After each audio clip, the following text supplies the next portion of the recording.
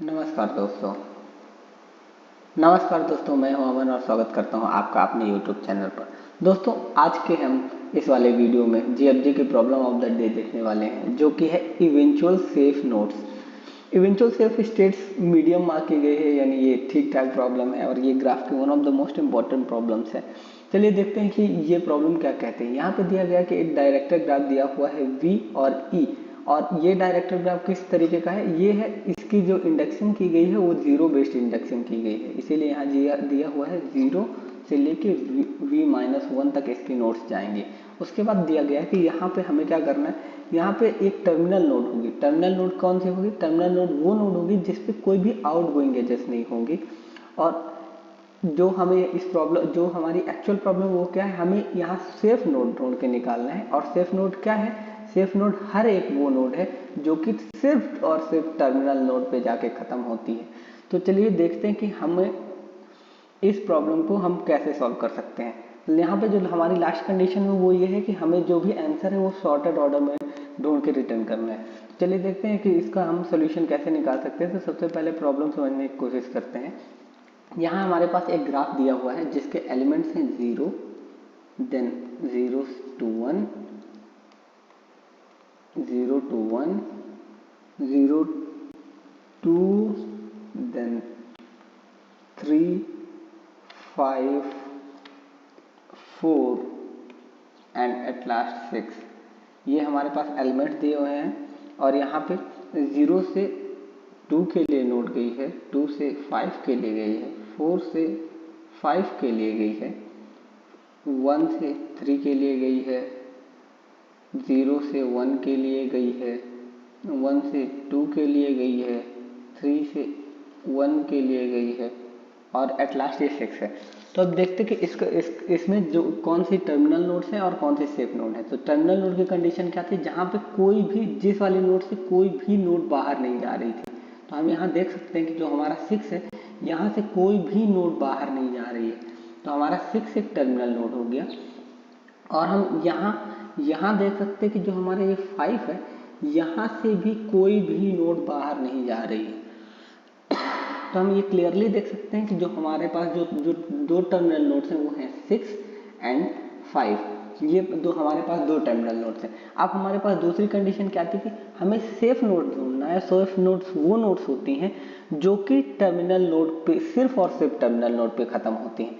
तो एक common sense वाली बात यह है कि जब 5 और 6 टर्मिनल नोड्स हैं तो ये खुद में ही खत्म होंगी, तो 5 और 6 तो सेफ नोड्स हैं ही हैं। तो ये दो सेफ नोड्स हमें मिल चुकी हैं। अब बाकी की जो बची हुई सेफ नोड्स हैं वो हम देख लेते हैं। तो हम यहाँ क्लियरली देख सकते हैं कि 2 से सिर्फ 5 के लिए गया हुआ है। तो 2 से 5 के लिए सिर्फ गया हुआ है, तो 2 हमारा सेफ नोड हो गया। जो हमारा 4 है, 4 5 के लिए गया हुआ है, तो 5 भी हमारा जो 4 है, 4 भी हमारा क्या हो गया? 4 भी हमारा सेफ नोड हो गया। लेकिन बाकी एलिमेंट्स के लिए देखते हैं। बाकी एलिमेंट्स में सपोज कीजिए 0 से हमारे पास गया 2 के लिए, 2 गया 5 के लिए, तो 0 इस साइड से तो सेफ नोड है। मगर जब 0 से 1 के लिए जाता है और 1 से 3 के लिए जाता है और 3 से ये वापस 0 के लिए आ जाता है, तो ये इस साइड जब आके एक लूप में फंस गया, तो ये इधर साइड से सेफ नोड नहीं है। अब 1 के लिए देखते हैं। 1 के लिए 2 से 5, अगर सिर्फ ये एक पाथ होता 1 के लिए तो 1 भी सेफ नोड होती, मगर 1 वापस से 3 वाले पोर्शन में गया, फिर वापस से 0 वाले पोर्शन में गया और फिर वापस से 1 वाले पोर्शन में आ गया, यानी ये वापस से एक लूप में फंस गया और वापस से खुद में भी टर्म खत्म हो रहा है, यानी ये भी एक सेफ नोड नहीं है। 3 के लिए कोई ऑप्शन ही नहीं, ये गया 0 से गया 1 से वापस आया 3, यानी ये खुद में भी टर्मिनेट हो रहा है, तो यानी ये भी एक सेल्फ नोड नहीं है, सेफ नोड नहीं है। तो यानी सेफ नोड की बेसिक कंडीशन क्या होगी? वो तो एक सेल्फ लूप, सॉरी, जो भी सेफ नोड होगा वो हमारा लूप में नहीं आना चाहिए। अगर हमारा जो सेफ नोड है वो अगर लूप में आया तो वो हमारा जो भी हमारा नोड है वो अगर लूप में आया तो वो कभी भी सेल्फ नोड नहीं होगा। चलिए इसका कोडिंग इम्प्लीमेंटेशन देख लेते हैं कि हम इसे ढूंढें कैसे। तो इसका कोडिंग इम्प्लीमेंटेशन वाला पार्ट देखते हैं। तो इसका जो हमारा कोडिंग इम्प्लीमेंटेशन वाला पार्ट है वो काफ़ी ईजी होने वाला है। तो हम क्या करेंगे, हम एक DFS नाम का फंक्शन बनाएंगे और हम इसमें डीएफएस ट्रावर्सल करने वाले हैं। अब हमारे डीएफएस फंक्शन में हम क्या करेंगे, हम एक विजिटेड नाम का क्या ले लेने वाले हैं, विजिटेड नाम का हम एक वेक्टर ले लेने वाले हैं, एक पाथ विजिटेड नाम का दूसरा वेक्टर ले लेने वाले हैं, और जो हमारे पास ओवरऑल जो हमारे पास आ रही है, जो हमारे पास गिवन डेटा है वो किस फॉर्म में है, वो एक एडजेंसी लिस्ट के फॉर्म में है।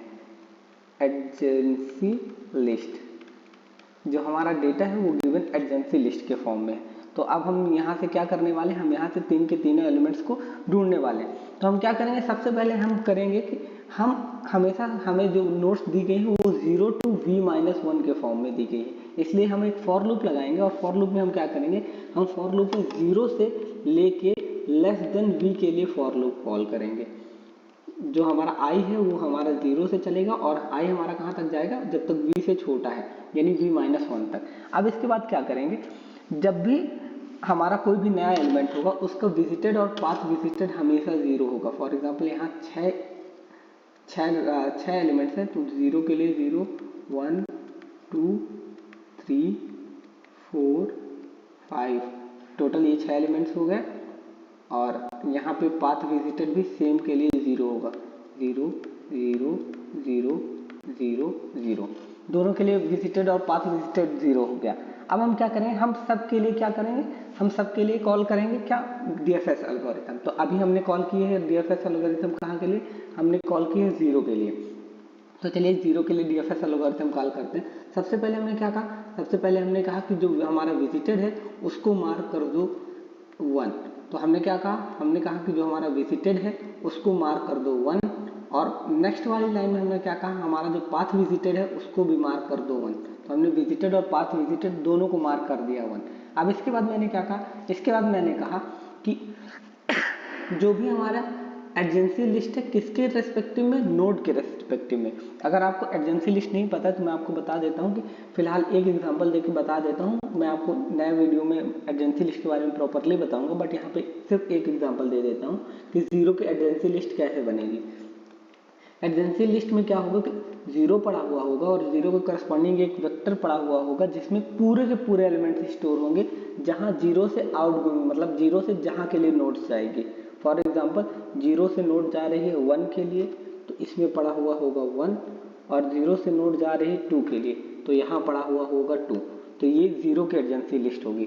सिमिलरली इसी तरीके से 1 के लिए भी 1 से जा रहा है 3, तो 1 से सिर्फ एक एलिमेंट्स के लिए होगा जो कि है 3, क्योंकि 1 से 2 भी 1 से 2 के लिए भी नोट जा रही है, तो 1 से 2 एलिमेंट के लिए जाएगा 3 2। इसके बाद 3 से 3 की एडजेंसी लिस्ट क्या होगी, 3 की एडजेंसी लिस्ट होगी सिर्फ 0, क्योंकि 3 कहाँ के लिए सब जा रहा है, 0 के लिए। सिमिलरली 2 की एडजेंसी लिस्ट क्या होगी, 2 की एडजेंसी लिस्ट होगी 5, क्योंकि 2 जा रहा है सिर्फ 5 के लिए। 4 से कहाँ के लिए पाथ जा रहा है, 4 से सिर्फ पाथ जा रहा है 5 के लिए। 5 की क्या होगी, 5 की कुछ नहीं होगी, क्योंकि 5 से कहीं के लिए भी पाथ नहीं जा रहा है, और जो हमारा 6 है 6 भी कहीं के लिए पाथ नहीं जा रहा है। तो ये हो गया हमारा adjacency list. Adjacency list basically क्या होता है कि हमारे जो पर्टिकुलर नोड जहाँ पे हम खड़े हुए हैं वहाँ से कहाँ के लिए नोड्स जा रही हैं, वो होता है हमारा एडजेंसी लिस्ट। तो हमने कहा कि for IT in adjacency list of node के आईटी, मतलब हमने यहाँ पे क्या किया है कि मतलब हमने एक फॉर ईच लूप ले लिया है। ये क्या करेगा, ये ऑटोमेटिकली हर एक 0 के हर एक नोड के लिए इटरेट करेगा, पहले 1 पे जाएगा फिर 2 पे जाएगा। तो हमने क्या कहा, हमने सबसे पहले आके कहा चेक कर लो कि कहीं 1 ऑलरेडी विजिटेड तो नहीं है, यानी चेक कर लो कि क्या हमने कहीं 1 को पहले ही तो ट्रैवर्स नहीं कर लिया। तो सबसे पहले हम यहाँ आए और हमने चेक किया कि क्या विजिटेड ऑफ आईटी, यानी जो आई थी 1 इंडेक्स है, क्या वो ऑलरेडी विजिटेड है। जी नहीं, वो ऑलरेडी विजिटेड नहीं है। तो हमने क्या कहा, हमने कहा कि यहाँ से डीएफएस कॉल कर दो, और डीएफएस में इस बार क्या भेजना, इस बार भेजना 1, और विजिटेड नाम क्या है, पाथ विजिटेड एरे और एडजेंसी लिस्ट। अब हम वापस से आए, हमने क्या कहा, हमने कहा कि जो विजिटेड ऑफ नोड, इस बार नोड कहाँ पे, इस बार नोड 1 पे। तो एक काम करो, विजिटेड ऑफ नोड को क्या कर दो, विजिटेड ऑफ नोड को 1 कर दो, और जो पाथ विजिटेड ऑफ नोड है उसको भी क्या कर दो, उसको भी 1 कर दो। तो हमने दोनों को 1 कर दिया। फिर हमने कहा कि 1 के करस्पॉन्डिंग जितनी भी नोड्स हैं उनको चेक करो क्या वो विजिटेड है। तो हमने कहा 1 के करस्पॉन्डिंग क्या था, 1 के करस्पॉन्डिंग पहला एलिमेंट था 3, तो हमने क्या कहा क्या 3 विजिटेड है, जी नहीं 3 विजिटेड नहीं है। तो हमने क्या कहा वापस से कॉल करो DFS, हमने DFS वापस से कॉल किया, इस बार किसके लिए, हमने DFS इस बार वापस से कॉल किया थर्ड इंडेक्स के लिए 4 5, तो वापस से हमने थर्ड इंडेक्स के लिए कॉल किया, तो सबसे पहले विजिटेड मार्क किया और अगेन पाथ विजिटेड मार्क किया। इसके बाद हमने क्या कहा, हमने कहा कि 3 के लिए चेक करो क्या, 3 के लिए चेक करो कि जो हमारा जो नोड है यानी जो हमारा IT है क्या वो ऑलरेडी विजिटेड है या नहीं है। तो सबसे पहले 3 के लिए हमने 3 के लिए ऑटो IT में हमारे पास एलिमेंट क्या था 0, तो सबसे पहले हम आए और सबसे पहले हमने देखा कि क्या 0 विजिटेड है। हमने आया और हमने देखा क्या 0 विजिटेड है, जी हाँ 0 विजिटेड है। तो हमने क्या कहा, हमने कहा कि अगर 0 विजिटेड है तो इसको एलिमिनेट करके इस वाली लाइन पे आ जाओ, और इस वाली लाइन पे आते हमने पूछा कि क्या पाथ विजिटेड भी क्या है 1 है, सॉरी हमने सबसे पहले चेक किया कि क्या 0 विजिटेड है, तो जी हाँ 0 विजिटेड था। तो हमने चेक किया कि क्या 0 पाथ विजिटेड भी है। हमने विजिटेड और पाथ विजिटेड नाम के 2 एरे सिर्फ इसलिए बनाए थे क्योंकि जब हम एक लूप में हो तो जैसे ही हम अगर एक लूप में फंसेंगे तो उस टाइम विजिटेड और पाथ विजिटेड दोनों 1 होंगे, और जब हम लूप में नहीं होंगे तो जब हम रिटर्न कर रहे होंगे तो हम पाथ विजिटेड को 0 कर देंगे, यानी इसका मतलब ये होगा कि वो पर्टिकुलर एलिमेंट लूप नहीं है। तो इसलिए अभी फिलहाल करंट सिचुएशन में हम एक्चुअली लूप के अंदर हैं। देखिए ये जो 0 है वो एक लूप बना रहा है, इसलिए हमने क्या कहा, हमने कहा कि इसका जो विजिटेड है और पाथ विजिटेड है 0 का एट दिस करंट मोमेंट वो दोनों के दोनों क्या है 1 है। इसका मतलब क्या है इसका मतलब ये है कि 3 एक लूप बना रहा है, और जब लूप बनाए तो हमें क्या कर देना है, हमें यहीं से रिटर्न कर देना है, यहीं से रिटर्न कर देना है, यानी हमारा जो विजिटेड है और पाथ विजिटेड है दोनों अभी करंट 3 के लिए 1 ही मार्क रह जाएंगे, तो हम यहाँ से रिटर्न कर गए। उसके बाद हमने कॉल कहाँ से की थी, हमने कॉल की थी 1 से, तो 3 के लिए कॉलिंग पूरी हो गई। अब हम 2 के लिए चलेंगे। 2 के लिए हमने कहा कि क्या 2 विजिटेड है, जी नहीं, अभी करंट सिचुएशन में 2 विजिटेड नहीं है, तो हमने कहा कि 2 विजिटेड करेंटली में नहीं है। तो एक काम करो 2 के लिए DFS कॉल कर दो, DFS कॉल करते ही 2 के लिए विजिटेड मार्क किया और पाथ विजिटेड मार्क किया।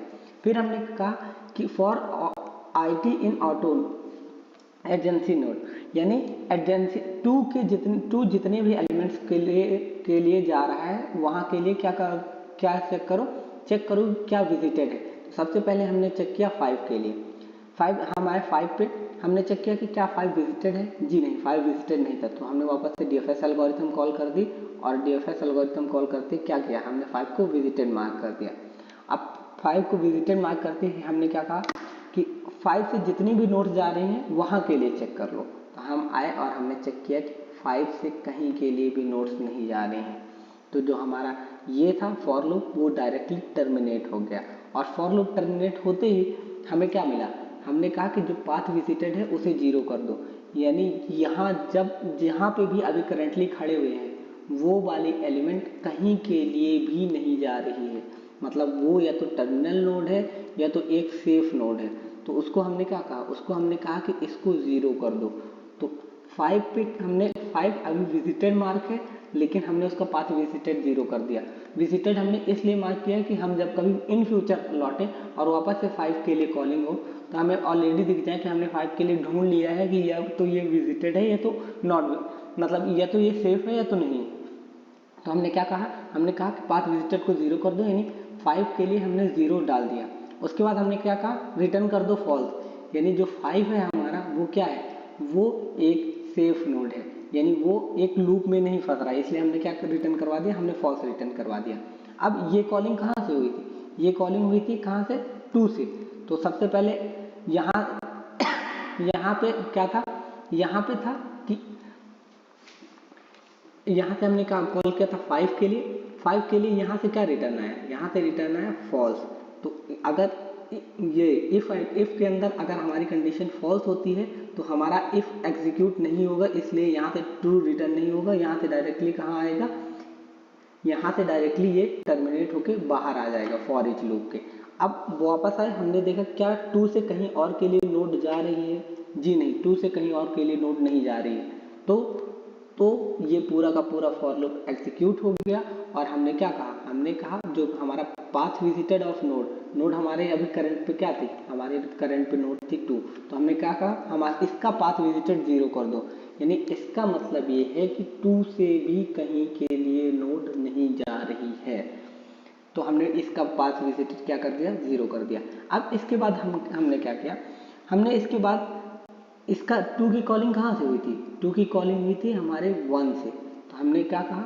हमने कहा कि अब डायरेक्टली चलो 1 पे, और 1 पे जाके चेक करो क्या कोई और एलिमेंट है।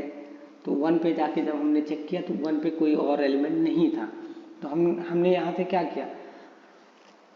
हमें यहाँ से डायरेक्टली हमें यहाँ से 3 से हमें ट्रू रिटर्न हुआ था। अगर हम पहले वाली कॉल के लिए बात करें, पहले वाली कॉल पे हमने जब कॉल की थी तो वहाँ से हमें रिटर्न हुआ था ट्रू, यानी इसकी एक कंडीशन ऑलरेडी ट्रू थी। तो यहाँ पे हम यहाँ से रिटर्न कर देंगे ट्रू। यानी जो हमारा पाथ विजिटेड है किसके लिए? जो हमारा पाथ विजिटेड है 1 के लिए, वो हमेशा कैसा रहेगा? 1 के लिए हमारा जो पाथ विजिटेड है वो हमेशा 1 रहेगा, क्योंकि ये एक लूप में फंस रहा है। यहाँ पे हम क्लियरली देख सकते हैं कि जो हमारा 1 है ये एक लूप में फंस रहा है, इसलिए ये हमेशा ये यहीं से रिटर्न हो जाएगा और यहाँ तक कभी पहुँचेगा ही नहीं। इसके बाद हमने 1 के लिए कॉलिंग कहाँ से की थी? हमने 1 के लिए कॉलिंग की थी 0 से। तो इसलिए अब हम नेक्स्ट एलिमेंट पे आएंगे। 0 से हम गए 2 पे, और 2 पे हमने चेक किया कि क्या 2 विजिटेड है। तो सबसे पहले जैसे हमने 2 के लिए विजिटेड चेक किया तो 2 विजिटेड था। तो हमने क्या चेक किया? हमने तुरंत चेक किया कि क्या 2 पाथ विजिटेड है।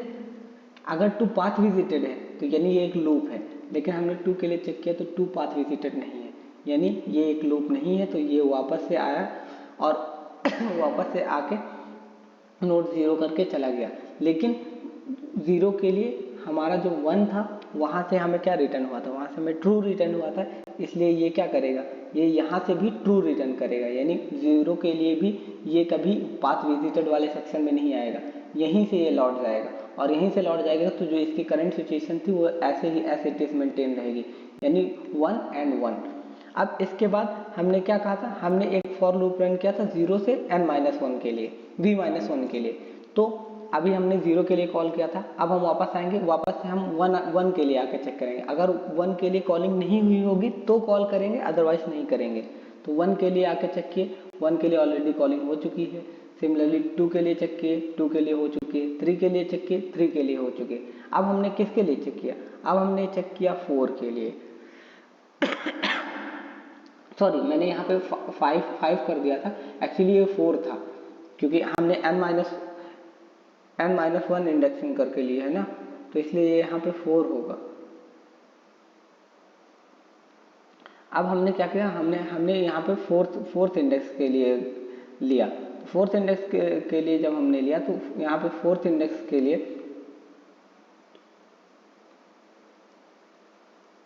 0, 1,